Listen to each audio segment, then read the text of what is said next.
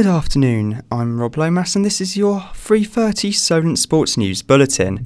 Our top story comes from England's Euro 2020 qualifier against Montenegro. Our sports reporter Seb Zaney has more. Yesterday evening, it happened again. England were travelling to Montenegro for their second game of their Euro 2020 qualifying campaign.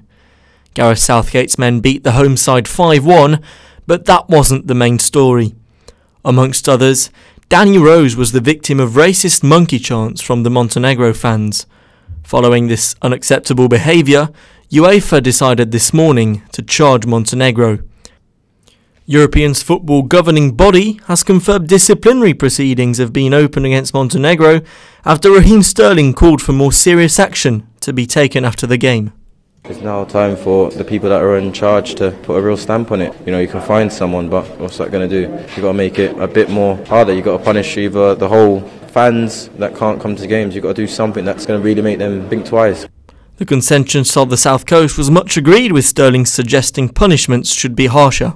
Probably play the matches behind closed doors, I would say. I wouldn't quite go as far as banning the country from competing. Ban them all, shut the stadium down, protest. It's disgusting. A ban would be even worse than a fine because, you know, fans, they always want to be there with their team. When you take that from them, that's going to teach them a good lesson, I think. Despite all the negatives, Gareth Southgate was focused on another positive 5-star display from his England side. Top performances. I've really enjoyed their football. Their mentality to the games has been excellent, and they know that there's something special building amongst them, and nights like this will give them a lot of belief. Sebastian Zanni, Solent Sports News. The biggest name in mixed martial arts may be hanging up his gloves. Conor McGregor sent out a cryptic tweet early this morning revealing the news. It comes 2 weeks after the Irishman was arrested in Florida for stealing a man's phone. A top British tennis player will look to secure his place in the quarter-finals of the Miami Open this afternoon. Kyle Edmund has never progressed further than the second round of the competition as he faces John Isner. Roger Federer continued his progress with a straight sets win over world number 103 Filip Krajinovic. A man who stabbed tennis player Petra Kvitova at her home has been jailed for 8 years. Radim Zondra attacked the two-time Wimbledon champion in the Czech Republic in 2016, meaning she needed surgery to a playing hand.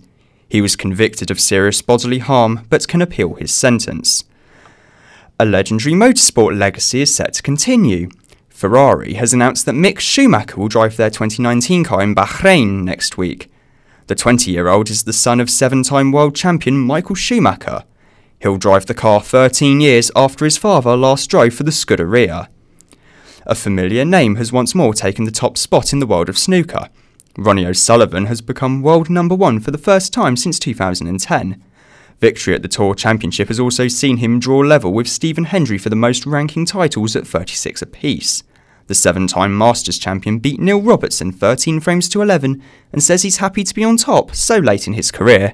I mean, I've never been driven by number 1 because if I was, then I'd probably enter a few more tournaments. So to get to number 1, only having played half the tournaments the other guys has, it's probably one of the best achievements, I suppose, in sport across all levels, you know. So I'm delighted, but just, you know, for me it's just about trying to get a bit of silverware now towards the end of my career because I'm ready for the seniors tour. That's all from us for now. I'll be back in half an hour with your next update.